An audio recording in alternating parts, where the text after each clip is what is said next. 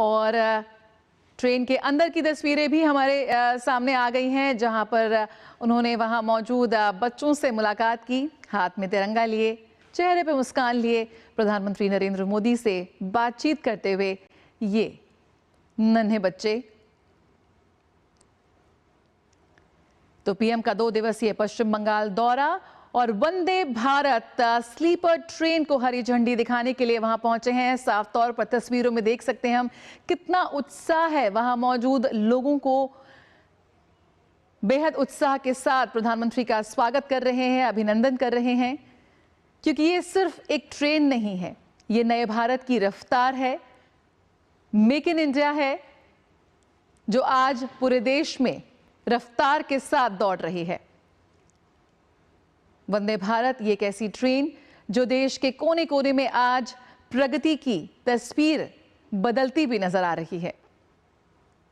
यकीनन पूर्वोत्तर भारत को कनेक्टिविटी के मैप में वंदे भारत एक्सप्रेस ट्रेन का अहम योगदान है और वंदे भारत स्लीपर ट्रेन को हरी झंडी दिखाने के लिए प्रधानमंत्री नरेंद्र मोदी पहुंच चुके हैं।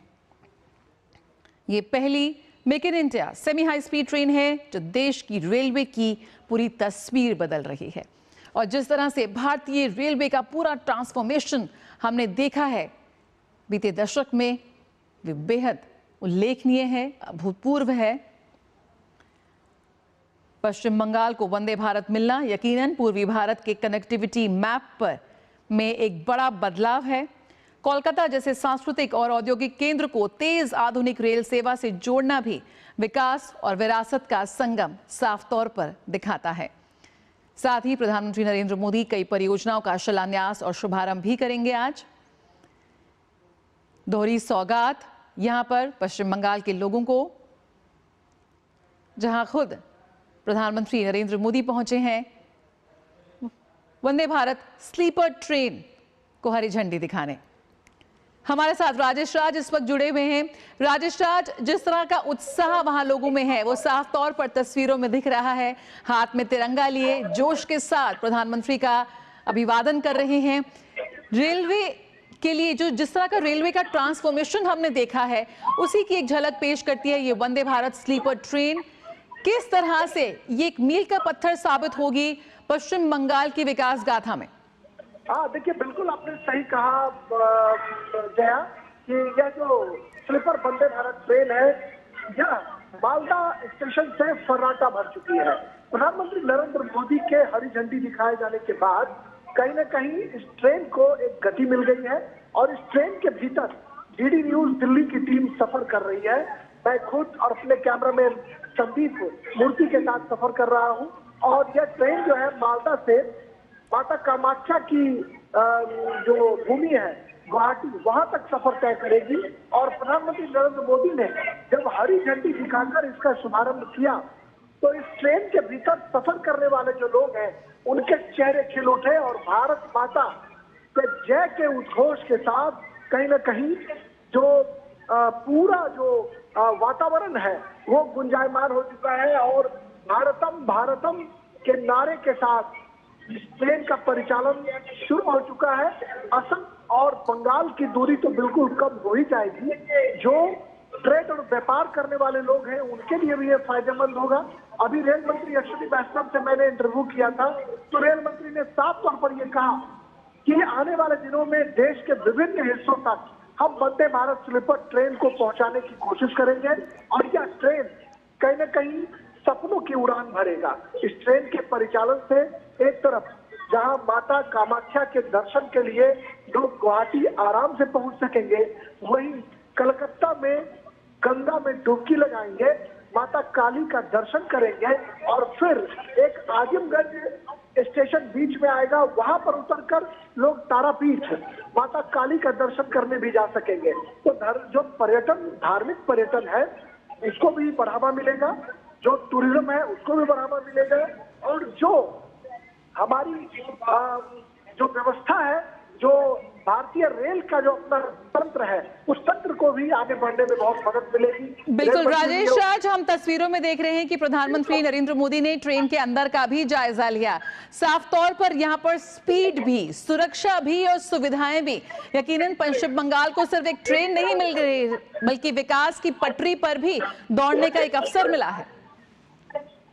हाँ बिल्कुल, आपने सही कहा कि सिर्फ पश्चिम बंगाल और असम नहीं, यह देश के लिए एक युगांतकारी परिवर्तन का संदेश लेकर वंदे भारत ट्रेन आया है।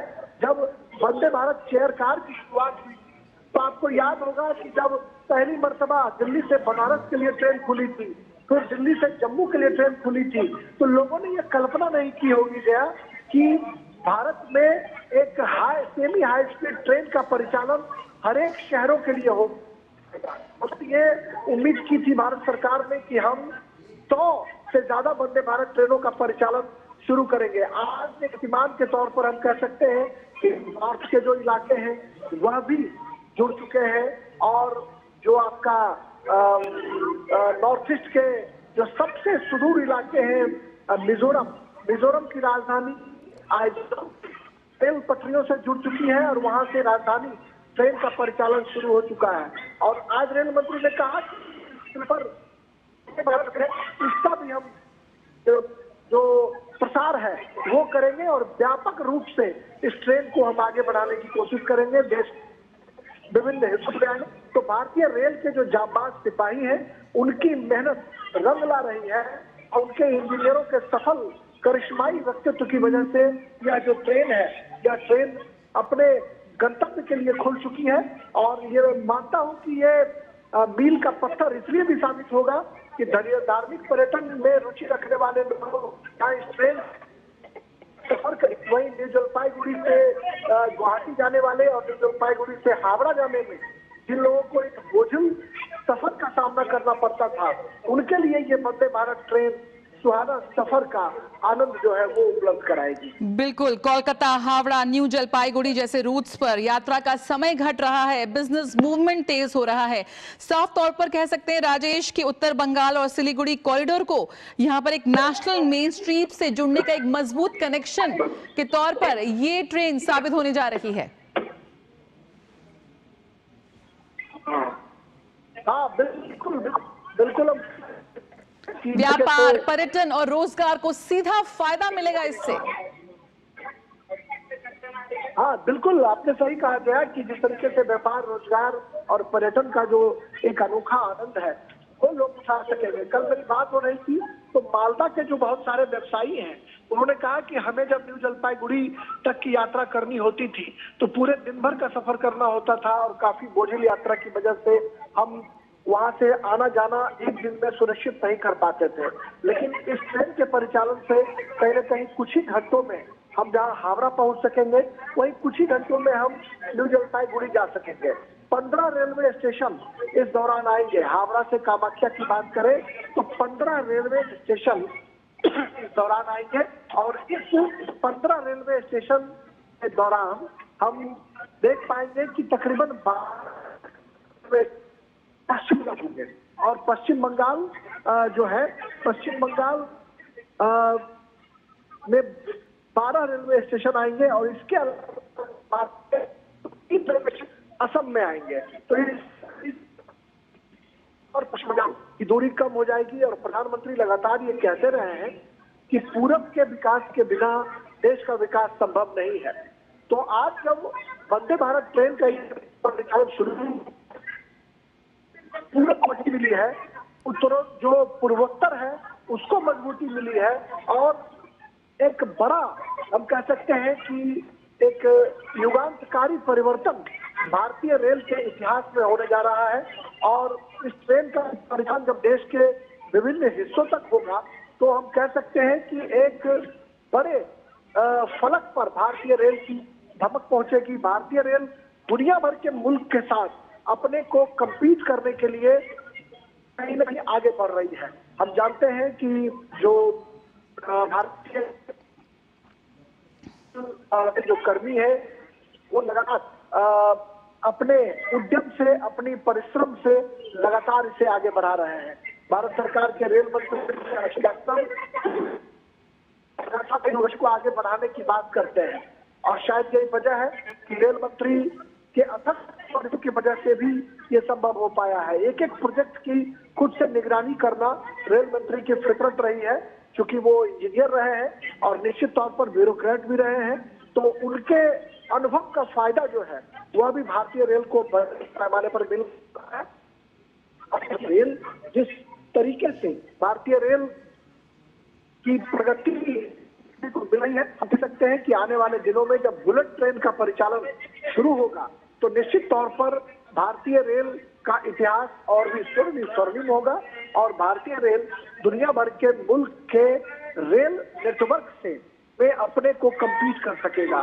Semi high speed train Vande Bharat का परिचालन देश में शुरू हो चुका है और अब बुलेट चलाने की तैयारी जो है वो अहमदाबाद और मुंबई के बीच चल रही है। वह काम भी बेहद प्रगति पर है, जिसकी समीक्षा बीच में रेल मंत्री अश्विनी वैष्णव अक्सर किया करते हैं और ये उम्मीद की जानी चाहिए कि बुलेट ट्रेन का परिचालन भी हिंदुस्तान जल्द ही शुरू कर पाएगा।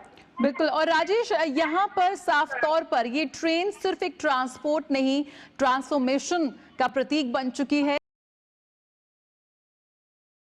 Fuselage is strengthening India's agri-tech capabilities through indigenously developed agricultural drones and UAV solutions, supporting precision